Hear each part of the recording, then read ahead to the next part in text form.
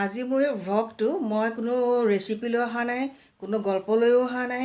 এটা বিশেষ কাৰণত বনাব লৈছোঁ আৰু এগৰাকী বিশেষ ব্যক্তিৰ কাৰণে।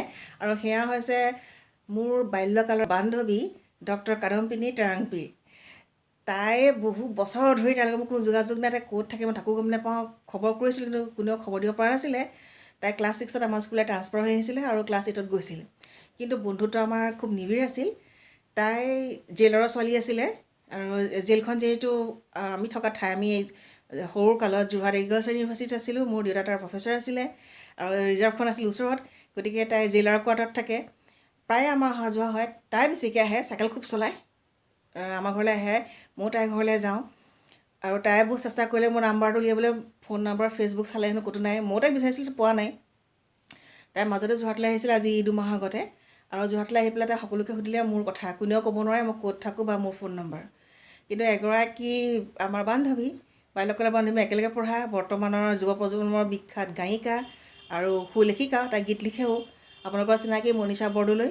মনীষা আমাৰ লগত আছিলে, একে ক্লাছত পঢ়া আমি। তো মনীষাক ক'লে আৰু মনীষা তাই হেনো প্ৰত্যেকটো মুহূৰ্তত খবৰ লৈ আছে। কাদম্পিনীয়ে কোৱা মতে কাদম্পিনী যোৰহাটৰ পৰা ডিফু পোৱালৈকে মনীষাই প্ৰত্যেক ঘণ্টাই তাইক ফোন কৰি আছে, তই গৈ পালিনে, তই ভালে আছনে, তই কিবা খালিনে, তোৰ ছোৱালীহঁতক কিবা খোৱালিনে। কৈছে একদম মানে যেনেকৈ তাই মানে অভিভাৱকে সোধে, তাই তেনেকৈ প্ৰত্যেক মুহূৰ্তত খবৰ লৈ আছে, তাইক ঘৰত ভৰি নিদিয়ালৈকে। মনীষাক ক'লে যে তুমি যেনে তেনে কুন্তলা নাম্বাৰটো উলিয়াই দিয়া। মনীষাই ক'লে তাইৰ লগত মোৰ যোগাযোগ আছে, কিন্তু মেছেঞ্জাৰত ফোন নম্বৰ নাজানো। মনীষা বহুত চেষ্টা কৰিলে, নাই। শেষত মনীষা আৱিষ্কাৰ কৰিলে ফেচবুকত মোৰ হাজবেণ্ডৰ ফেচবুক। কাৰণটো হ'ল যে মোৰ আচলতে ফেচবুক একাউণ্ট এগালমান, মই নিজে গম নাপাওঁ কিমান আছে। আৰু মোৰ ফেচবুকত কোনো ইণ্টাৰেষ্ট নাছিলে, প্ৰথম অৱস্থাত বুজি চুজিও নাপাওঁ। সেইকাৰণে মোৰ কলিগখিনিয়ে, যিহেতু মই আগতে স্কুলত চাকৰি কৰিছিলোঁ আৰু এটা কম্পিউটাৰ চেণ্টাৰতো চাকৰি কৰিছিলোঁ, কলিগখিনিয়ে মানে এইটো খুব ফূৰ্তি পায় আৰু মোৰ নামত একাউণ্ট খুলি দিয়ে। আৰু একাউণ্ট মোৰ 1901 চনৰ পৰা আছে, মোৰ জন্মদিন। আৰু জানুৱাৰী 1 তাৰিখৰ পৰা 31 ডিচেম্বৰলৈ মোক বহুতেই বাৰ্থডে উইচ কৰে। লাহে লাহে নকৰা হ'ল, মানুহে গম পোৱা হ'ল। আৰু যিখিনিয়ে গম নাপায় উইচ কৰে আৰু ময়ো ধুনীয়াকৈ থেংক ইউ দিওঁ, কাৰণ গোটেই বছৰটো মোৰ যিহেতু জন্মদিন, মোৰ দৰে সৌভাগ্যৱান হয়তো কোনো নাই। ফেচবুকৰ একাউণ্টটোৰ পৰা তাই কৰিলে কি, মনীষাই যে দিলে কাদম্পিনীয়ে চাই দেখিলে যে ভি ফুকন বোলা মানুহজন আছে মোৰ লগত, মানে মই তেওঁৰ লগত আছোঁ। আৰু তাই ক'লে যে এইটোত এনেকৈতো যোগাযোগ কৰিব নোৱাৰি, মেছেজ দিলে মেছেজৰ কোনো ৰিপ্লাই নাই, চোৱাই নাই মই। আৰু মোৰ হাজবেণ্ডৰ লগত ফেচবুকত তেওঁ নাই, তেওঁ ব্লক কৰি থৈ দিয়ে। ফেচবুক তেওঁ বেয়া পায়, তেওঁৰ লগত মানে এতিয়াহে মই তাইক কোৱা পাছৰ পৰা আকৌ মানে খুলিছোঁ তেওঁৰ ফেচবুকটো। তেওঁ সেইবোৰ গম নাপায়, ক'ত কি হৈছে তেওঁৰ একো খবৰ নাই। তাই চেষ্টা কৰিলে, তাৰপিছত মনীষাক ক'লে নহয়, তই কেনেবাকৈ মোক নম্বৰটো দেচোন, কাৰণ মানে খোলা নাই, মেছেজ খোলা নাই। তেতিয়া মনীষাই ক'লে মই এজন মানুহৰ লগত তাই ফেচবুকত কণ্টেক্ট কৰা মই দেখোঁ, ৰিপ্লাই দিয়ে, যোৰহাটৰে ল'ৰা হয়, তাইৰ লগত হয়তো পঢ়া হ'ব পাৰে, এইবোৰতকৈ যিমান দূৰ সম্ভৱ সিহঁতে চাগে মাষ্টাৰ ডিগ্ৰী কেলৈ কৰিছে, মই তাৰ ফোন নম্বৰ তই নিদিওঁ। কিন্তু এটা কথা, তইহে ফোন কৰি মই ফোন নকৰোঁ, মই নাম্বাৰটো কিন্তু তোক আনি দিব পাৰিম। নাম্বাৰটো আনি দিলে, আৰু নাম্বাৰটো আছিল যোৰহাটৰ শব্দ প্ৰকাশনৰ স্বত্বাধিকাৰ ৰঞ্জিত গগৈ। ৰঞ্জিত গগৈ ফোন নম্বৰ দিয়াৰ পাছত ৰাতি 10টা বজাত হেনো, 9:30 বজাৰ পৰা নেকি, কাদম্পিনীয়ে ফোন কৰি আছে অনৰ্গল ৰঞ্জিতক। আৰু তাই কাদম্পিনীয়ে কোৱা মতে তই সুধিবিচোন ৰঞ্জিত বোলা মানুহজনক, মই যে কেনেকুৱা হাহাকাৰ কৰিলোঁ, কেনেকুৱা কামুৰিলোঁ, কি কৰিলি। তাই বোলে কৈছে কাদম্পিনীয়ে যে আপুনি মোক মানে মই কাদম্পিনীয়ে কৈছোঁ আমুকৰ পৰা, আৰু মোক বেদভাস্কৰ বোলা মানুহজনৰ নাম্বাৰটো লাগে। আৰু মজাৰ কথা, ৰঞ্জিত গগৈয়ে কোনোদিন জনা নাছিল তেতিয়ালৈকে যে মোৰ হাজবেণ্ডৰ নাম বেদভাস্কৰ ফুকন। বহুত দেৰি ভাবিলে, সাহিত্যিক মানুহ, বহুত সমাজৰ লগত যোগাযোগ আছে, ভাল কবি, গতিকে ক'ৰবাত কোনোবা বেদভাস্কৰ ফুকনক পাইছিলে নেকি, নাই মনত পৰা নাই। ক'লে মইতো কোনো বেদভাস্কৰ ফুকনক চিনি নাপাওঁ, যিমান দূৰ মনত আছে মই নাজানো। তাতে কাদম্পিনীয়ে ক'লে আপুনি চিনি পায়, মই জানো আপুনি চিনি পায় বুলি, কিন্তু আপুনি মোক মানুহজনক মই একেবাৰে চিনি নাপাওঁ, ময়ো চিনি নাপাওঁ। বেদভাস্কৰ বোলা মানুহজন কোন, কেনেকুৱা, ক'ত থাকে, কি হয়, মই একোৱে নাজানো। কিন্তু তেওঁৰ লগত থকা মানুহগৰাকীক মই জানো ফটোখনত, সেইকাৰণে মোক লাগে। ৰঞ্জিত গগৈ সুধিলে আপোনাক কিয় লাগে, আপুনি মোক জনাব লাগিব। তাৰপিছত কৈছে নহয় মোৰ ফটো পঠিয়াই দিওঁ আপোনালৈ। তাই ফেচবুকৰ পৰা স্ক্ৰীনশ্বট মাৰি পেলাই ফটো পঠিয়াই দিলে। ৰঞ্জিত গগৈ দেখি পেলাই ক'লে ইয়াতো কোনটো নাম্বাৰ চিনি পাওঁ, তাইৰ নম্বৰ মোৰ লগত আছে। তাৰপিছত দিয়ক মোৰ নম্বৰটো দিয়ক। ৰঞ্জিত গগৈক ধন্যবাদ, তেখেতে কৈছে যে মই নাম্বাৰ কেতিয়াও নিদিওঁ, আপুনি মোক কওক আপোনাৰ কিয় লাগে। এই আকৌ নকয় কেলৈ লাগে নাম্বাৰটো। তাই মোক ছাৰপ্ৰাইজ দিম বুলি ভাবিছিলে। ৰঞ্জিত গগৈয়ে নম্বৰ নিদিয়ে, নেৰে। ৰাতি বস্তু 10:30 11টালৈ ফোন কৰি বেচেৰা গগৈ ডাঙৰীয়াক তাই আমনি কৰি আছিল। সেই যেতিয়া ক'লে আমি বান্ধৱী হয়, আৰু তেতিয়া ৰঞ্জিত গগৈ ক'লে যে ঠিক আছে আপুনি ইমান বিচাৰিছে যেতিয়া হয়তো নিশ্চয় আপোনালোকৰ কিবা এটা আন্তৰিকতা আছে, কিন্তু খুব বিশ্বাসতে মই নাম্বাৰটো দিছোঁ, আপুনি যদি মোৰ বিশ্বাস নাভাঙে। ৰাতি 11:15 মোলৈ এটা আননোন নম্বৰৰ পৰা ফোন আহিলে। মই ফোনটো ৰিচিভ কৰোঁতে ক'লে বৰ ধুনীয়াকৈ আপুনি কুন্তলা ভট্টাচাৰ্য নেকি? মই যাওঁ বুলি ক'লোঁ। তেতিয়া তাই মানে যেতিয়া ক'লে কাদম পিনি, মই একদম চিঞৰ মাৰি দিছোঁ, ক'ত থাক কি কৰ। তাৰ প্ৰথম প্ৰশ্নটো আছিলে তই কুন্তলা ভট্টাচাৰ্য আছিলি, তই কুন্তলা বি ফুকন কেনেকৈ হ'লি? মই বোলো হেৰ' ভট্টাচাৰ্য ফুকন, বিৰ পিছত ফুকনটো লাগি গ'ল। আৰু তাৰপাছত আমাৰ যোগাযোগ, ফোন কৰা কৰি, কথা পতা পতি, সেইটো বুজাব নোৱাৰোঁ। আৰু মাজত মই অসম গৈছিলোঁ অক্টোবৰ মাহত। অসমলৈ যাওঁতে তাই কৈছিল যেনে তেনে তই কাৰ্বি আংলঙলৈ আহিবি, ডিফুলৈ আহিবি। তাই ডিফু কলেজৰ হিষ্ট্ৰীৰ লেকচাৰাৰ বৰ্তমান। চেষ্টা কৰিম বুলি ক'লোঁ, কিন্তু ইমান দবা পিটা বৰষুণ যে মই দেৰগাঁও শহুৰৰ পৰা মাৰ ঘৰলৈকে যাব নোৱাৰিলোঁ। আজিয়ে গ'লোঁ, মই দুটা ৰাতি মাত্ৰ মাৰ ঘৰত কটাইছোঁ। দুটা বোলে এটা বুলিয়ে ক'ব লাগিব, এৰাত থাকি পিছদিনাখন আমি ইয়ালৈকে আহিব লগা হ'ল। আমাৰ হেৰি আছিলে কলিকতাৰ পৰা আকৌ ভুৱনেশ্বৰলৈ 5 ঘণ্টা গেপ আছিলে। ঠিক ফ্লাইটৰ পৰা নামি পেলাই মাক খবৰ দিব লৈছোঁ যে আমি কলকাতা পালোহি বুলি। কাদম পিনি ফোন আহিছে, একদম পূৰা উৎসাহত চিঞৰি, অ' কুন্তলা তই ক'ত আছ? মই ভাবিলোঁ এজনী মোক খাব এতিয়া, মইতো সিহঁতৰ ঘৰলৈ যাব নোৱাৰিলোঁ, তাই খুব বেয়া পাব। তাইক ক'লোঁ যে এনেকুৱা কথা হ'ল, বৰষুণে যাব পৰা নাই। তাই কৈছে বাদ দে না সেইবোৰ, মই পুৰি বুলি দেখি পেলাই এখন পেপাৰ ছাবমিট কৰিছিলোঁ, কোনো কাৰণ নাই।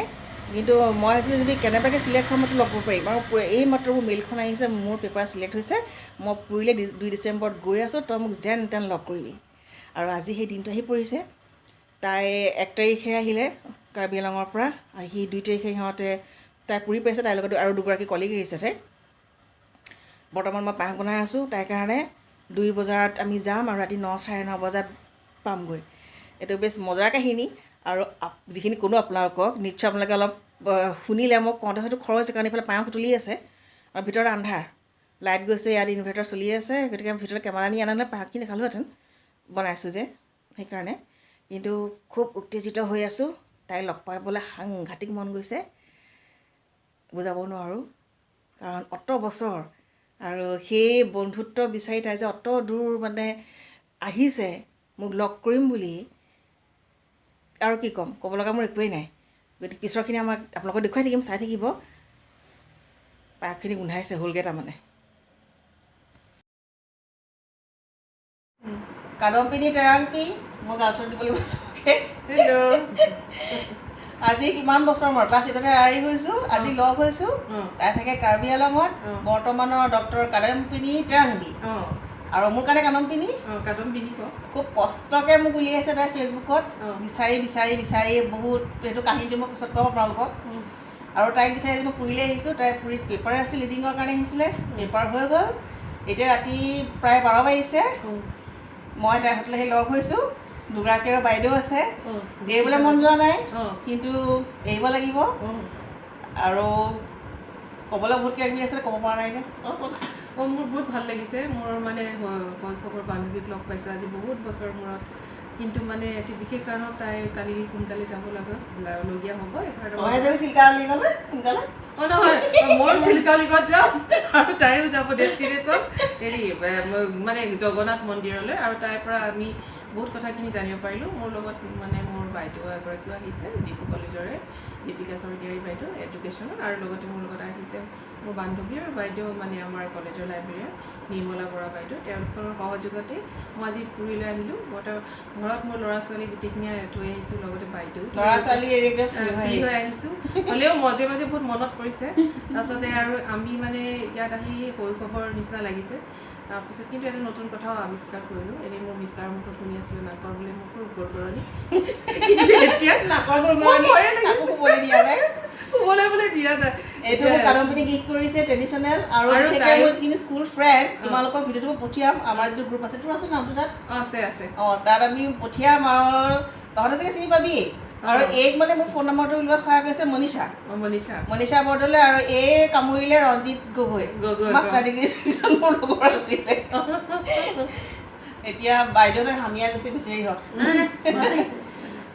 এতিয়া কেমেৰাটো অকণ ঘূৰাওঁ বাইদেউহঁতৰ ফালে। নালাগে বুলি নালাগে, বেয়া পায়। বাইদেউৰ নামটো এবাৰ কৈ দিম, মই জোৰত কৈ দিম। তোৰ মাতটো বৰ সৰু। বাইদেউৰ নামটো দীপিকা স্বৰ্গীয়াৰী আৰু বাইদেউ এডুকেশ্যনৰ, আৰু নিৰ্মলা বৰা বাইদেউ কলেজৰ লাইব্ৰেৰীয়ান।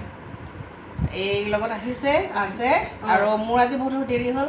কাৰণ মোৰ থকা ঠাইৰ পৰা প্ৰায় 7 ঘণ্টা 6 ঘণ্টা লাগে পুৰীলৈ আৰু 1 ঘণ্টা মই থকা ঠাইৰ পৰা টাউনলৈ যিহেতু মই গোপালপুৰত থাকোঁ তাৰ পৰা টাউন বহুত দূৰ আহোঁতে এতিয়া ৰাতি 9 বজাত 9:30 বজাত পাইছোঁ আৰু এক বিচাৰি ৰাস্তা ভুল কৰিলোঁ এফালে গ'ল মই এফালে গ'লোঁ হোটেলত তাৰপিছত যেনিবা ওলালোগৈ আৰু খুব ভাল লাগিছে আগলৈ বাকীখিনি ক'ম বিশেষকৈ এম কেনেকৈ উলিয়ালে পেজো ক'ম bye bye bye bye Ranjit গগৈয়ে কোনোদিন জনা নাছিল তেতিয়ালৈকে যে মোৰ হাজবেণ্ডৰ নাম ভাস্কৰ ফুকন চাৰপ্ৰাইজিং কৰি আহিছিলে ৰঞ্জিত গগৈয়ে নম্বৰ নিদিয়ে এনেৰে মিৰ্জাংচিক ডিফু সাহিত্যৰ মুখপাত্ৰ সম্পাদনা ডক্টৰ কাদম টাৰাংপি মই তেতিয়ালৈ গম নাপাওঁ যে এই মানে লিখা মেলা আৰম্ভ কৰিছে এতিয়াহে গম পাইছোঁ তাই লিখা মেলাও কৰে সৰুতে কিন্তু কবিতা লিখিছিল দেই খুব ভাল এই বেগটো তাই মোক গিফ্ট দিছে গ্ৰেভিটেশ্যনেল বেগ এয়া মৰমৰ বাইদেউসকল খুবেই ভাল লগ পাই বিৰাট ভাল লাগিলে বুজাব নোৱাৰা ধৰণৰ আনন্দ আৰু ইমান ধুনীয়াকৈ কথা পাতিছিল লগা নাছিল যে প্ৰথমবাৰৰ কাৰণে লগ হৈছোঁ অশেষ ধন্যবাদ আপোনালোকক আগলৈ লগ পোৱাৰ প্ৰতিশ্ৰুতি থাকিল